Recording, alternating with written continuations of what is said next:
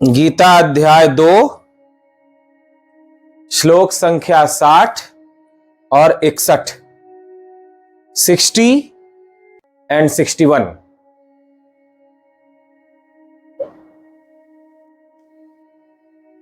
सबसे पहले उच्चारण देखेंगे। यततो ह्यपि कौन्तेय पुरुषस्य विपश्चितः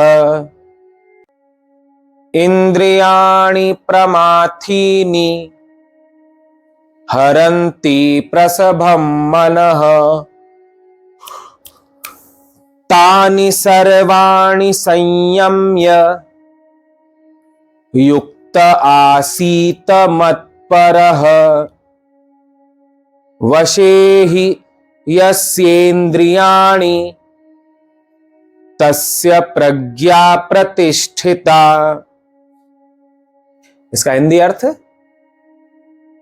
हे अर्जुन, आसक्ति का नाश न होने के कारण ये प्रमथन स्वभाव वाली इंद्रियां यत्न करते हुए बुद्धिमान पुरुष के मन को भी बलात् हर लेती हैं। इसलिए साधक को चाहिए कि वह उन संपूर्ण इंद्रियों को वश में करके समाहित चित्त हुआ मेरे परायण होकर ध्यान में बैठे, क्योंकि जिस पुरुष की इंद्रियां वश में होती हैं उसी की बुद्धि स्थिर हो जाती है। स्थित प्रज्ञ पुरुष के लक्षण भगवान बताते हैं। कल के प्रसंग में हम लोगों ने कछुए का उदाहरण सुना। जैसे कछुआ विषय भोग का अवसर आने पर अपने अंगों को बहिर्मुख कर लेता है, भय का अवसर आने पर अंगों को अंतर्मुख कर लेता है, खोल में छिपा लेता है, वैसे ही भक्त को चाहिए कि आध्यात्मिक विषय आने पर इंद्रियों को बहिर्मुख करके उसे ग्रहण करे तथा सांसारिक विषयों का अवसर आने पर इंद्रियों को अंतर्मुख कर ले, उसे न भोगे। इंद्रियों का संयम ही आत्मज्ञान की प्राप्ति का उपाय है। बिना इंद्रियों का संयम किए आत्मज्ञान को प्राप्त करना संभव नहीं है। भगवान कहते हैं, जिसने अपने इंद्रियों को वश में कर लिया हो वह स्थित प्रज्ञ की स्थिति को प्राप्त करता है। सबसे पहले स्थित प्रज्ञ पुरुष के लक्षण बताए कि वह समस्त कामनाओं से रहित होता है, सुख और दुख में एक जैसा होता है, राग द्वेष से रहित होता है, भय से रहित होता है, क्रोध से रहित होता है। अब स्थित प्रज्ञ की स्थिति को कैसे प्राप्त किया जाए, इसका उपाय बताते हैं। आत्मज्ञान जो प्राप्त करना चाहता है, भगवान श्री कृष्ण का कहना है कि सबसे पहले उसे अपने इंद्रियों का संयम करना होता है। अपनी आंखों का संयम करे, अपनी वाणी का संयम करे, अपनी जिह्वा का संयम करे, अपने मन का संयम करे, अपने हर अंग प्रत्यंग का संयम करे, तभी वह आत्मज्ञानी हो सकता है। ऐसा नहीं कि आंखें जैसा देखना चाहती हैं वैसा देख रहे हैं, कान जैसा सुनना चाहते हैं वैसा सुन रहे हैं, जीभ जैसा खाना चाहती है वैसा खा रहे हैं। यानी इंद्रियां आपके वश में नहीं है, बल्कि आप इंद्रियों के अधीन हैं। तो आत्मज्ञान को प्राप्त करना किसी भी तरह से संभव नहीं है। सबसे पहले अपने इंद्रियों का संयम करें, ऐसा भगवान आदेश देते हैं। इंद्रियां यत्न करते हुए बुद्धिमान पुरुष के मन को भी हर लेती हैं। चाहे कोई कितना भी बुद्धिमान हो, इंद्रियां उसको अपने अधीन कर ही देती हैं। कोई कितना भी बड़ा अपने को साधक समझता हो, भक्त समझता हो, संत समझता हो, लेकिन इंद्रियों के सामने जब उनके विषय आते हैं, अपने विषय को देखकर इंद्रियां जब आकर्षित होती हैं, तो उनका मन भी इंद्रियों के बहाव में बह ही जाता है। जैसे आंखों के सामने सुंदर दृश्य आया तो आंखें बह ही जाती हैं उसे देखने में, चाहे कितना ही बड़ा बुद्धिमान हो। कानों के सामने सुंदर शब्द आए तो तो मन वहां चला ही जाता है, चाहे कितना ही बुद्धिमान हो, उसको रोकने में असमर्थ हो जाता है। मधुर व्यंजन पकवान सामने आ गए जो मन को बड़े अच्छे लगते हैं, तो वहां से अपने मन को हटाना बड़ा कठिन हो जाता है। इंद्रियों को आकर्षण होने से रोकना असंभव सा हो जाता है। तो भगवान कहते हैं कि यह आसान बात नहीं है, बड़ी कठिन बात है। तो कितना ही बड़ा बुद्धिमान अपने को समझने वाला हो, लेकिन ये प्रमथन स्वभाव वाली इंद्रियां उसको अपने अधीन कर ही लेती हैं, उसके मन को हर ही लेती हैं, विषयों में लगा ही देती हैं। और जब तक इंद्रियों पर अपना अधिकार न हो जाए तब तक बुद्धि स्थिर नहीं होती, यानी स्थित प्रज्ञ की स्थिति को प्राप्त नहीं किया जा सकता, आत्मज्ञानी नहीं हुआ जा सकता। अतः भगवान अब आदेश देते हैं, इसलिए साधक को चाहिए कि वह उन संपूर्ण इंद्रियों को वश में करके समाहित चित्त हुआ मेरे प्राण होकर ध्यान में बैठे। भगवान के ध्यान में इंद्रियों का संयम करके बैठना चाहिए। जिसने अपनी इंद्रियों का संयम किया, यथार्थ में उसी का ध्यान लगेगा। इंद्रियों का संयम ना हो तो ध्यान भी नहीं लगेगा। जैसे आंखों का संयम नहीं किया है, ध्यान में बैठेगा तो जो जो आंखों से देखा है वही सब याद आएगा, वही देखने का मन होगा, मन की आंख में भी वही सब घूमता रहेगा। कानों का संयम नहीं किया है तो जो सुना है वही मन में चलता रहेगा। अच्छे गाने सुन रखे हैं, बैठे हैं ध्यान में, वो गाना चल रहा है। जीवा से जो खाया है स्वादिष्ट, अब जीवा का संयम नहीं किया है, ध्यान में बैठोगे तो उसी का स्वाद याद आएगा। ध्यान तभी लग सकता है जब इंद्रियों का संयम हो। अतः भगवान आज के सत्संग में, आज के श्लोकों में इस बात पर जोर देते हैं कि अपने इंद्रियों का संयम करो। संयम करके तब मेरे परायण होकर ध्यान में बैठे, क्योंकि जिस पुरुष की इंद्रियां वश में होती हैं उसी की बुद्धि स्थिर हो जाती है। इंद्रियां वश में है तब बुद्धि स्थिर होती है, और इंद्रियां वश में नहीं है तो बुद्धि स्थिर नहीं होती है, बल्कि बुद्धि चंचल हो जाती है। और चंचल मति हो तो भगवान की भक्ति कैसे हो। नरहरि चंचल है मति मेरी, नरहरि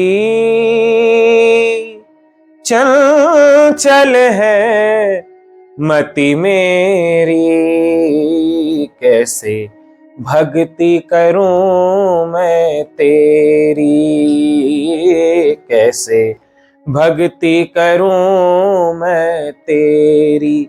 रैदास जी का गाया हुआ है। हे नरहरि, हे परमात्मा, मेरी मति तो बहुत चंचल है।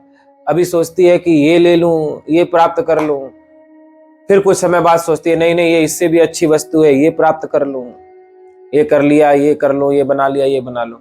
मेरी मति बहुत चंचल है, एक क्षण भी शांत नहीं रहती, भटकती ही रहती है, भटकती रहती है, इधर उधर संसार में फिरती रहती है, संसार की बातें सोचती रहती है। हे परमात्मन, ये मेरी मति स्थिर नहीं है, मैं आपकी भक्ति कैसे करूं? क्योंकि भक्ति तो तभी की जा सकती है जब मति स्थिर हो। स्थिर मति से ही भगवान की भक्ति की जाती है। मति ही स्थिर ना हो तो भक्ति कैसे हो? अतः भगवान श्री कृष्ण कहते हैं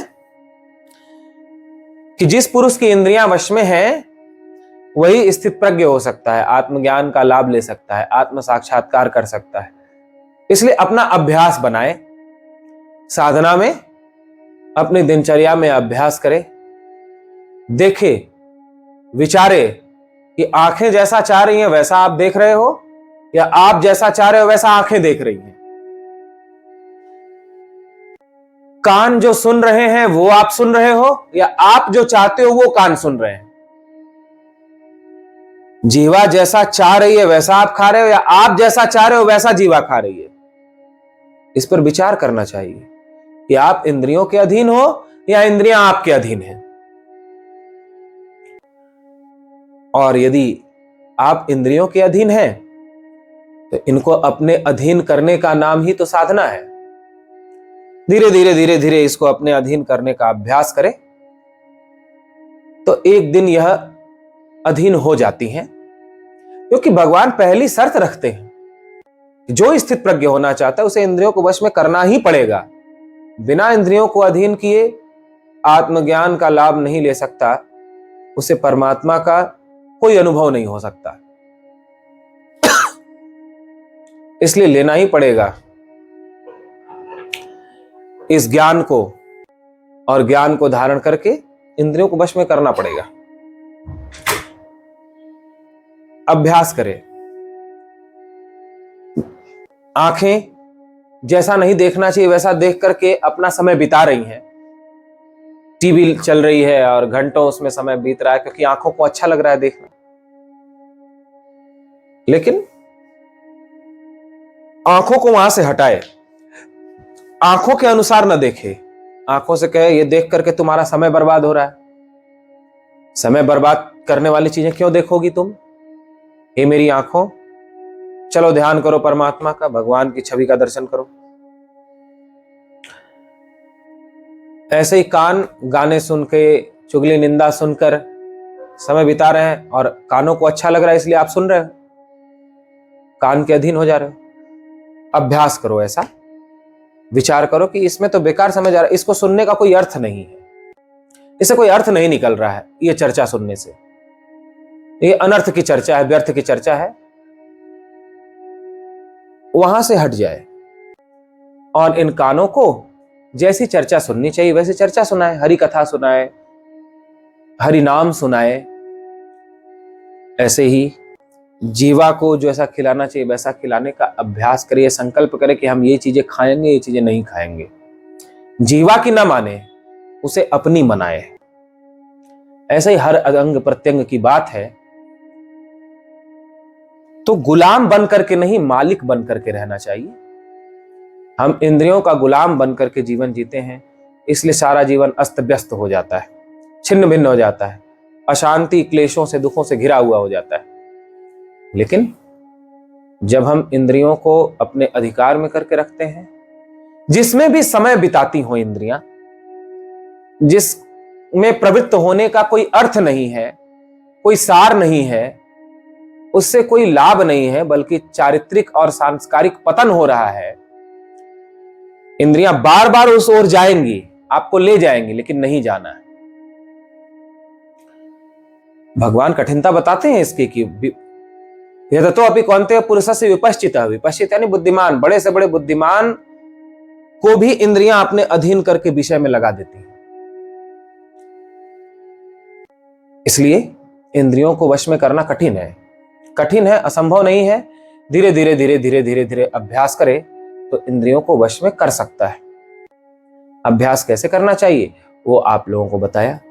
देखना चाहिए कि किसमें हमारा समय व्यर्थ जा रहा है, वहां व्यर्थ न करे, बल्कि सार्थक कार्यों में अपने शरीर को, इंद्रियों को लगाए। तो ऐसा आचरण करने से धीरे धीरे धीरे धीरे आत्म अनुभव हो सकता है, भगवत दर्शन हो सकता है। तो इंद्रियों को वश में करने का सभी को अभ्यास करना चाहिए। क्या खाएं, क्या ना खाएं, क्या देखें, क्या ना देखें, क्या सुने, क्या ना सुने, क्या बोलें, क्या ना बोलें। कितने लोग बोलते हैं तो बोलते ही रह जाते हैं, बोलते ही रह जाते हैं, बोलते ही रह जाते हैं, जिसके बोलने का कोई अर्थ नहीं होता। सोच समझ कर तोलो बोलो, शक्ति अपनी अपनी, परम संपदा क्यों खोते हो करके टीका टिप्पणी। गीता घाट बाबा जी ने मेरा लक्ष्य नामक ग्रंथ में लिखा है कि भगवान ने सबके पास सीमित शब्द दिए हैं कि पूरे जीवन तुम्हें इतने ही शब्द बोलने हैं। अब उसको तुम किस विषय पर बोलते हो ये तुम्हारे विवेक पर भगवान ने छोड़ दिया है। उन शब्दों का तुम क्या प्रयोग करते हो ये भगवान ने आपके ऊपर छोड़ दिया है। इसलिए सोच समझ कर बोलना चाहिए। पता ही नहीं चलता, बक बक बक बक बक बक बक बक करते रहते हैं, बोलते जा रहे हैं, बोलते जा रहे हैं, बोलते जा रहे हैं, बोलते जा रहे हैं। तो जो बिना व्यर्थ की बातें बोलता रहता है मेंढक बनता है। फिर भगवान मेंढक बनाया था, टर टर टर टर करते रहो, बहुत बोलने का शौक है तुम्हें तो। इसलिए वाणी का संयम करे, सोच समझ कर शब्दों का प्रयोग करे। कहां बोलना चाहिए, कितना बोलना चाहिए। बिना बोले यदि काम चल जाए तो मौन रहे। अनेक समस्याओं का समाधान है मौन। मौन रहने पर बहुत सारी समस्याएं अपने आप नष्ट हो जाती हैं, उनका समाधान हो जाता है। इसलिए पहले मौन रहने का अभ्यास करें, जहां आवश्यक हो और जितना आवश्यक हो उतना ही बोले, जितना आवश्यक हो उतना ही सुने। ये नहीं कि बैठ के गप सुने जा रहे हैं, गाने सुने जा रहे हैं, बाकी बेकार की चर्चाएं सुने जा रहे हैं, समय नहीं बीत रहा है। जितना आवश्यक हो उतना ही खाए। ये नहीं कि जीभ को अच्छा लग रहा है तो बस गले तक ठूस लिया।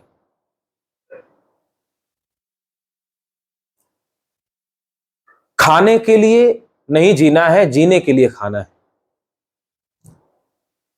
भोग के लिए जीवन नहीं होना चाहिए, बल्कि मनुष्य बनाया है भगवान ने, तो त्याग पूर्वक परमार्थ के लिए, सत्कर्म के लिए, चरित्र के उत्थान के लिए, संस्कारों के उत्थान के लिए जीवन होना चाहिए। अतः हम क्या करते हैं ये थोड़ा हमें भी सोचना चाहिए। कितना बोलते हैं, क्या बोलते हैं, क्या देखते हैं, देखे जा रहे हैं, पता ही नहीं क्या और क्यों देख रहे हैं, इससे क्या लाभ होने वाला है, क्या सुन रहे हैं, कितना सुन रहे हैं, सब अपने जीवन पर भी थोड़ा विचार करना चाहिए, देखना चाहिए। बेहोश होकर के जीवन नहीं जीना चाहिए।